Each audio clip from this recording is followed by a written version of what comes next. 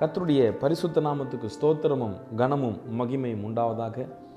மறுபடியும் இந்த காணொலியின் மூலமாய் உங்களை பார்க்கிறது மிகுந்த மகிழ்ச்சி அளிக்கிறது.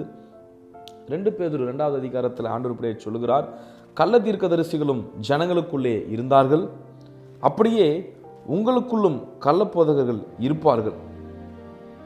இது கடைசி காலமாக இருக்கிறதுனால ஒரு எச்சரிப்பின் சத்தமாய் ஆண்டவர் பேசுகிறார். பாருங்க, கள்ள தீர்க்கதரிசிகள் உங்களுக்குள்ளேயே இருப்பாங்கன்னு ஆண்டவர் சொல்றார்.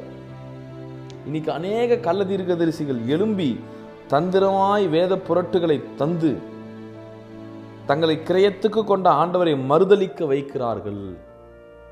தேவஜனமே, நீங்க நல்லா ஆராதிச்சுட்டு இருக்கலாம், நீங்க நல்லா பாடி இருக்கலாம், நீங்க நல்லா அபிஷேகத்தில் நிரம்பி இருக்கலாம். ஆனா இந்த கள்ள தீர்க்கதரிசிகள் என்ன செஞ்சிருவாங்கன்னா, வேத புரட்டுகள் மூலமா தந்திரமா உள்ள நுழைந்து உங்களை தேவனை விட்டு பிரித்து எடுத்து விடுவார்கள். உங்களை ஆண்டவரை மறுதலிக்க செய்வார்கள்.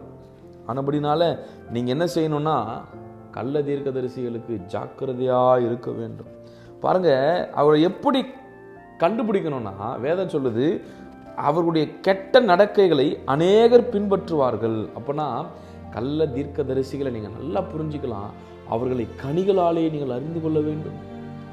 அவர்கள் எப்படிப்பட்டதான வாழ்க்கையை வாழ்கிறார்கள் என்று நீங்கள் தெரிந்து கொள்ள வேண்டும்.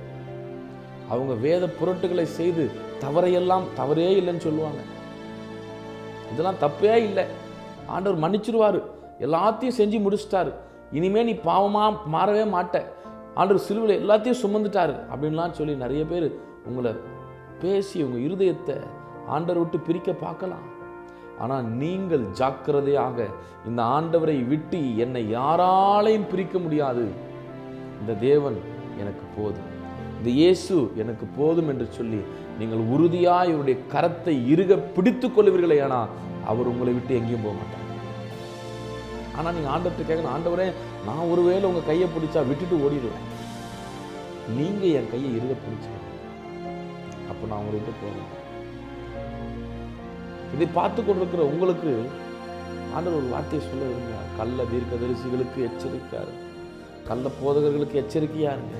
அவங்களுடைய நடக்கையை வைத்து நீங்கள் அவர்கள் யார் என்பதை அறிந்து கொள்ளுங்கள். ஜெபிப்போம். எங்களை மிகவும் அதிகமாய் நேசிக்கிற எங்கள் நல்ல தகப்பனே, ஆண்டவரே, கடைசி காலமாக இருக்கிறபடினால ஆண்டவரே, எங்களுடைய வாழ்க்கையில் அப்பா யாரும் எங்களை வஞ்சிக்காதபடிக்கு எங்கள் ஆத்துமாவை நீர் ஆண்டவரே ஸ்தோத்திர பாதுகாக்க முடியாது. உம்முடைய ஜனங்களை யாரும் வஞ்சிக்காதபடிக்கு கர்த்தர் கூட இருந்து ஆசீர்வதிங்க. ஆண்டவரே, கெட்ட நடக்கைகளை வைத்து இவர்கள் கள்ள தீர்க்கதரிசிகள் என்று ஜனங்கள் கண்டறியத்தக்க நல்ல ஞானத்தை தாங்கப்பா. ஒவ்வொரு நாளும் பிள்ளைகளை ஆண்டவரே, உம்முடைய வருகை மட்டும் சுவாமி முடிவு பரியந்தம் நிலை நிற்பவனே ரட்சிக்கப்படுவான்னு சொன்னீங்க. கடைசி வரைக்கும் பிள்ளைகள் உம்முடைய அன்பை மாத்திரம் நேசிக்க கள்ள தீர்க்கதரிசிகளுக்கு கள்ள போதங்களுக்கு விலக்கி ஆத்துமாக்களை ரட்சியங்க பலப்படுத்துங்க. இயேசுவின் மூலம் ஜெபம் கேளும் நல்ல தகப்பனே.